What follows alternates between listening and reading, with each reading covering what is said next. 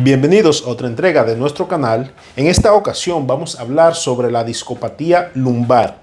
Sobre el contenido abarcaremos conceptos como histología y principios básicos de la fisiología del disco intervertebral. También hablaremos sobre el proceso de envejecimiento de este, algunos aspectos estadísticos, las principales patologías que se presentan en el disco, así como posibles tratamientos.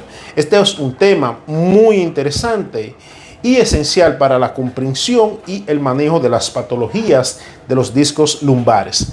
Continuamos con el contenido.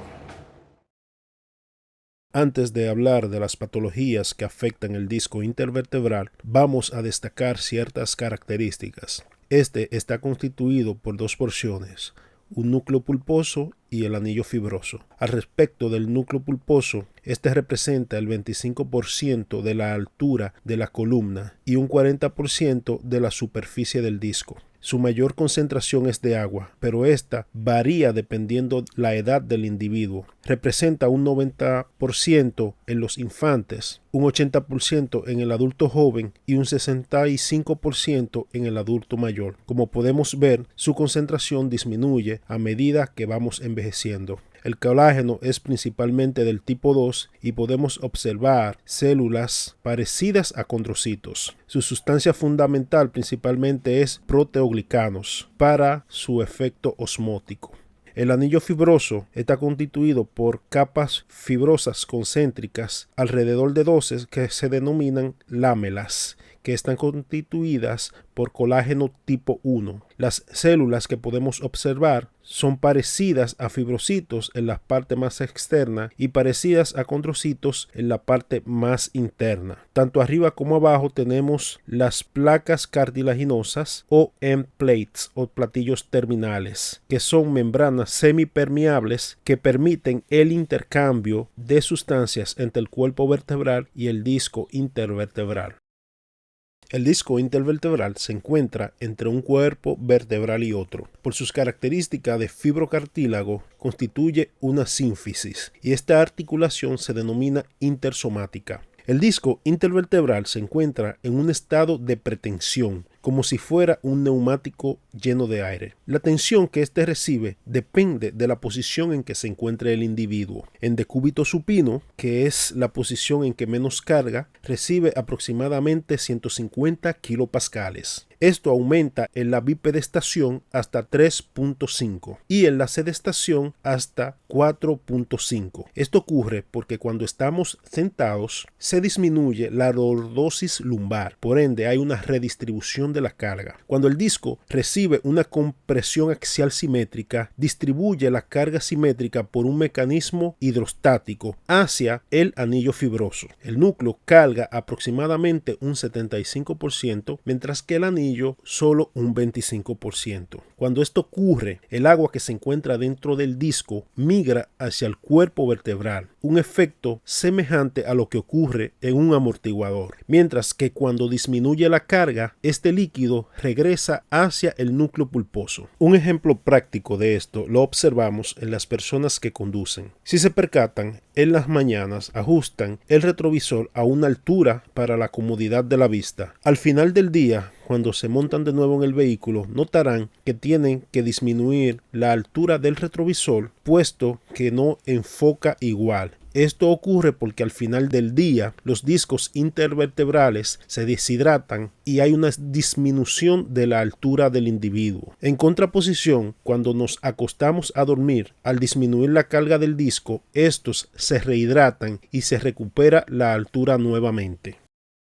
Cuando el disco intervertebral recibe una compresión asimétrica, hay una pérdida del paralelismo del platillo. Las fibras del anillo fibroso en la convexidad se tensan. El núcleo se desplaza a una zona de menor presión. La fuerza se transmite hacia el anillo. No debe ocurrir más de un 15% de inclinación lateral, ya que esto causa daño al disco. Tiene poca resistencia a la tracción y a la torsión, no más de 16 grados, pues provoca provoca delaminación. Tiene una alta resistencia a la cizalladura. El efecto sobre el metabolismo del disco depende del tipo de compresión que éste reciba. Cuando es una compresión estática, estimula el catabolismo, mientras que si hay una compresión dinámica, esto estimula el anabolismo.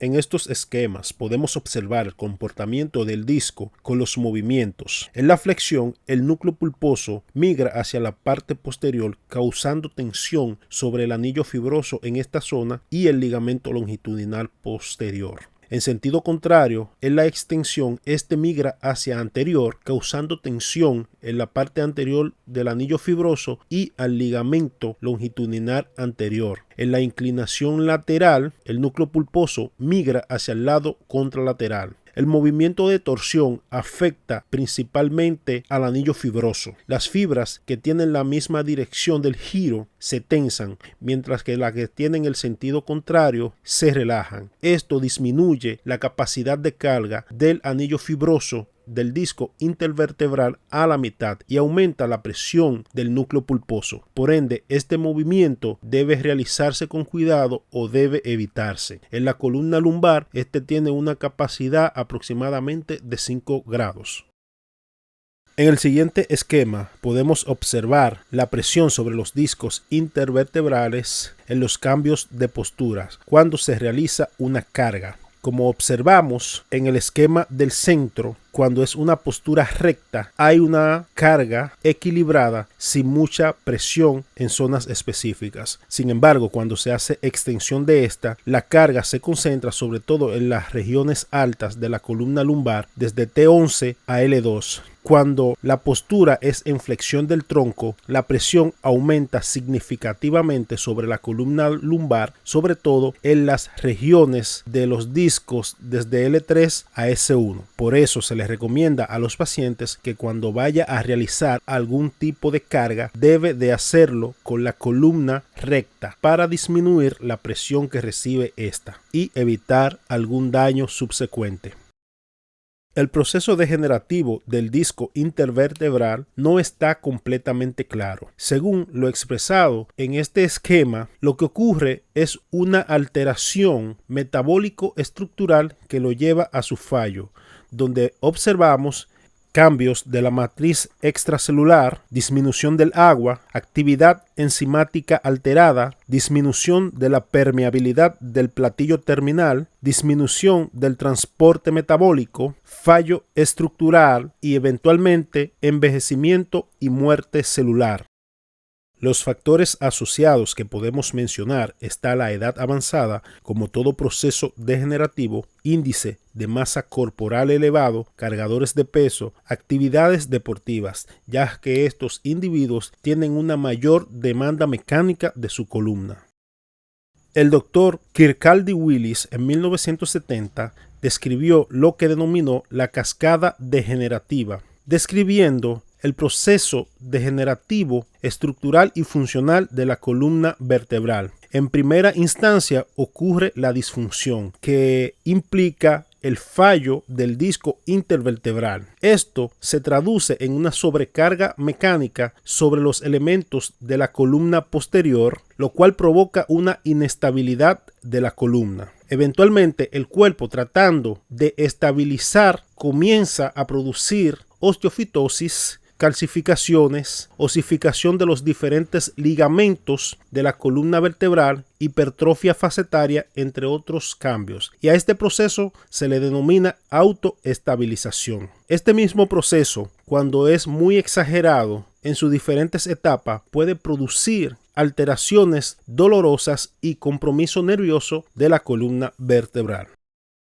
Sobre las características definitorias del envejecimiento discal desde el punto de vista bioquímico, podemos observar que las células del núcleo pulposo y el anillo fibroso, cuando reciben una injuria, producen agentes proinflamatorios como el factor de necrosis tumoral alfa, la interleucina 1 beta, la interleucina 6 y 17, prostaglandina E2, óxido nítrico y metaloproteinasas de la matriz. Este conjunto conjunto de elementos proinflamatorios también se ven involucrados en la fisiopatología de la ciática, sobre todo en raíces nerviosas previamente inflamadas por el proceso compresivo. Investigadores como Ohlmarker y Riedebich observaron en la inhibición selectiva del factor de necrosis tumoral alfa en cerdos con hernias discales que se preservó la velocidad de conducción de las raíces nerviosas y hubo una disminución del daño neuronal en comparación con aquellos animales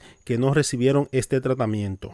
En investigaciones realizadas por Spilio Pulu y colaboradores, se describe una reacción inflamatoria antigénica local de tipo humoral, ya que observaron en los discos herniados extraídos niveles elevados de inmunoglobulina M e inmunoglobulina G. También por el investigador Brisby y colaboradores se observa una reacción inflamatoria sistémica, ya que hay una elevación de los anticuerpos contra glucoesfingolípidos en suero. También se describe una reacción inflamatoria local mediada por células, sobre todo en la extrusión o en el secuestro discal, ya que se observan a nivel local concentraciones elevadas de células T y macrófagos. Esto también, en cierto modo, explica el mecanismo por el cual se produce la reabsorción de estas hernias en algunos individuos. Teniendo en cuenta lo antes mencionado, he aquí la razón por la cual el uso de esteroides u otros agentes antiinflamatorios tienen un buen efecto en el tratamiento de las hernias discales acompañadas de ciática.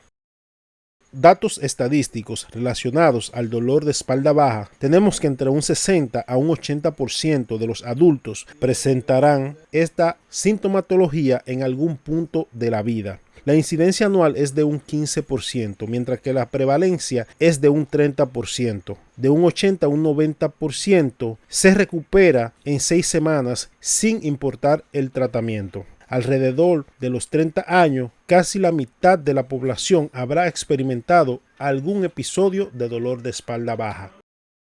Las enfermedades de disco lumbar que vamos a detallar relacionado con lo antes mencionado son trastorno interno del disco, enfermedad degenerativa del disco y hernia discal. El trastorno interno del disco fue descrito por primera vez por Henry Krog en 1970. Actualmente se considera uno de los estadios iniciales del proceso degenerativo. Se define como el aumento doloroso de la actividad biológica del disco luego de una lesión sin alteración imagenológica, excepto en discograma. Lo vemos en pacientes jóvenes, principalmente entre 20 y 50 años. Este inicia luego de un trauma, un levantamiento de peso o una flexión repentina de la columna. La sintomatología es un dolor sordo en la región de la columna exacerbado a la movilidad y estar sentado y que mejora en reposo. Y como se mencionó al inicio, si le hacemos estudios de imágenes como la resonancia magnética, no vamos a notar ninguna alteración estructural del disco. La enfermedad degenerativa del disco es el conjunto de signos y síntomas secundarios al proceso de envejecimiento del disco. Como proceso biológico típico de la degeneración, el disco pierde sus capacidades biomecánicas. Esta la observamos principalmente en personas mayores y la sintomatología que observamos es dolor de espalda baja y sacroiliaca, rigidez y radiculopatía en los estadios más avanzados.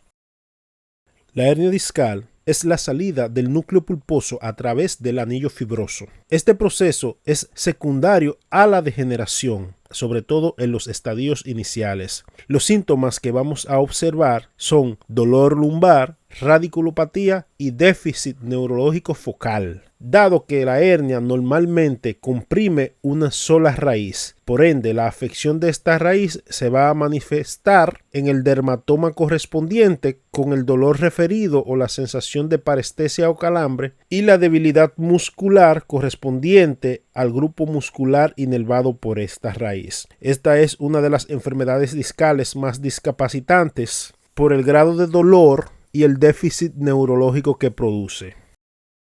Las hernias discales se pueden clasificar tomando en cuenta diferentes características. Según su morfología, descrito por Spengler y colaboradores, este se puede clasificar en protuberancia, que no es más que el abultamiento que produce el núcleo pulposo a través de la pared del anillo fibroso que lo envuelve sin desgarrarlo. En segundo lugar, tenemos la protrusión, que consiste en el desplazamiento del núcleo pulposo a través de un defecto de las fibras más internas del núcleo pulposo. También podemos definirla como aquella hernia donde su base es más amplia que el contenido herniado. La extrusión discal consiste en la salida del núcleo pulposo a través de la pared del anillo fibroso que lo envuelve. Esta, a su vez, se divide en dos tipos. Extrusión contenida, que consiste en que el núcleo pulposo desplazado está cubierta por la capa más externa del anillo fibroso o no sobrepasa el ligamento longitudinal posterior. La extrusión no contenida es aquella en la que el núcleo pulposo se sale hacia el canal sin ningún recubrimiento de las fibras más externas del anillo fibroso y sobrepasa el ligamento longitudinal posterior.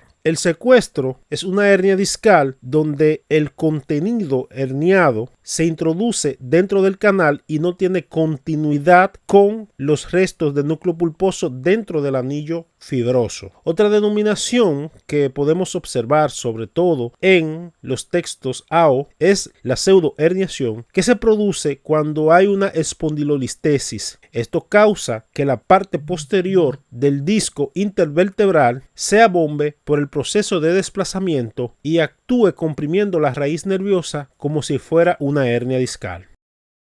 Las hernias discales también se pueden clasificar tomando en cuenta la relación que éstas tienen con el canal. En primer lugar, tenemos las posterocentrales o simplemente hernias centrales. Son aquellas que se encuentran en el mismo centro del conducto raquídeo por delante del saco dural. En segundo lugar, tenemos las posterolaterales, también denominadas del receso lateral o subarticular. También se denominan yuxtacentral, ya que su ubicación es hacia el receso lateral. Las hernias centrales y paracentrales generalmente afectan la raíz siguiente. Esto quiere decir que si tenemos una hernia a nivel de L5, S1, la raíz que se va a afectar es la raíz de S1. Por ende, sus manifestaciones como dolor referido, radiculopatía o parestesia van a corresponder a la zona de inervación de este. Las próximas que tenemos son las hernias foraminales, son aquellas que protruyen hacia el agujero de conjunción. Más externamente tenemos las extraforaminales o lateral. Son aquellas que se presentan por fuera del agujero de conjunción. Tanto las hernias foraminales y extraforaminales afectan la raíz nerviosa que sale por el agujero de conjunción. Por ejemplo, si tenemos una hernia discal a nivel de L4, L5, la raíz nerviosa que sale por este agujero es la de L4 y por ende va a ser la raíz nerviosa afectada con la representación sintomatológica correspondiente al dermatoma o miotoma que éste inerva. Generalmente, las hernias foraminales en comparación con las hernias central y paracentrales dan una afectación radicular más específica. En última instancia, tenemos las hernias anteriores que por no estar en relación con estructuras nerviosas no produce una sintomatología florida de compresión nerviosa. Sin embargo, se puede manifestar como un dolor discogénico. Tomando en consideración el tiempo, esta se puede clasificar como aguda si va de 3 a 6 meses o crónico cuando sobrepasa los 6 meses. El diagnóstico de estas entidades es clínico, pero se realizan estudios de imágenes complementarios para la confirmación. La resonancia magnética es el gold standard para la evaluación de la columna vertebral. Las secuencias de imágenes que se utilizan son la T1, T2 y STIR. Los cortes para evaluarla son el axial, el coronal y el sagital. A través de esta evaluamos las partes blandas, dígase el disco intervertebral y sus componentes, así como su relación con las raíces nerviosas y el saco dural. Utilizando como referencia el corte sagital de la resonancia magnética lumbar potenciada en T2, podemos categorizar la degeneración discal a través de la clasificación de Firman. En estos esquemas podemos observar que a la izquierda está la representación de cómo se ven los cambios discales en una resonancia magnética en el corte sagital potenciado en T2. Y del lado derecho podemos ver su homónimo desde el punto de vista anatomopatológico. Continuando con la clasificación, esta va del 1 al 5, donde el 1 es la menor afectación, mientras que el grado 5 es la máxima degeneración. En el grado 1 vemos intensidad de señal alta y homogénea del núcleo. En el grado 2 vemos una banda central horizontal hipointensa en T2. En el grado 3 observamos una disminución de la intensidad de señal en la porción central del núcleo pulposo e hipointensidad en la periferia. En el grado 4 hay una baja intensidad de señal en la porción central con borramiento en la diferenciación entre el núcleo pulposo y el anillo fibroso. En el grado 5 observamos un disco hipointenso en T2 sin diferenciación entre núcleo pulposo y anillo fibroso.